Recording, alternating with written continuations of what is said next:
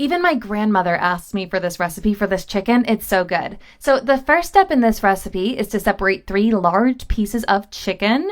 You want to just cut the chicken pieces in half, but it's not necessary to split the chicken in half. I just recommend it. Now repeat the process. Just cut it in half very, very carefully. Now the next step, we are going to season the chicken. So start with some salt. You want to just sprinkle the salt all over the meat, just like that. Then season with a little bit of black pepper. This step is super simple and easy. You want to just spread the seasoning all over the meat. Now set aside for a few moments. Now we're just going to heat a pan over medium heat, and you want to add 1 tablespoon of butter and melt that butter well enough to fry our chicken in. Then we're going to add the cut up chicken pieces to the pan. And now just fry for a few minutes. And when your chicken is ready, go ahead and season it again. And start that process by adding pieces of garlic to the middle of the meat. You can really add as much garlic as you like or as little as you don't like. And repeat the process throughout the whole chicken. Next, we're going to add a generous dollop of butter to the middle of our chicken. This is going to be so tasty and so perfect. The amount of butter is optional, but it definitely enhances the richness of flavor. Just add the butter to the middle of the chicken. And after frying the chicken on one side, we're just going to carefully turn it over and fry again on the other side.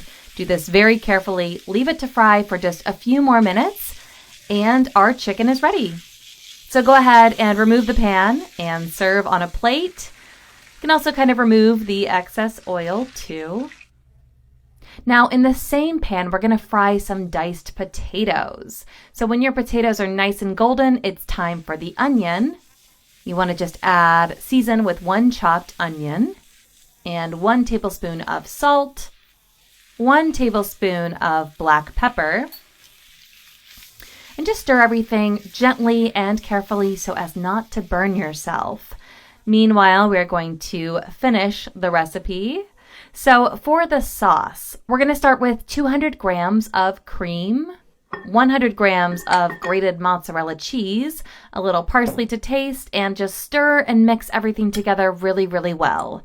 This sauce is so incredible. Just set it aside after you have finished stirring and place the chicken pieces on top of your potatoes.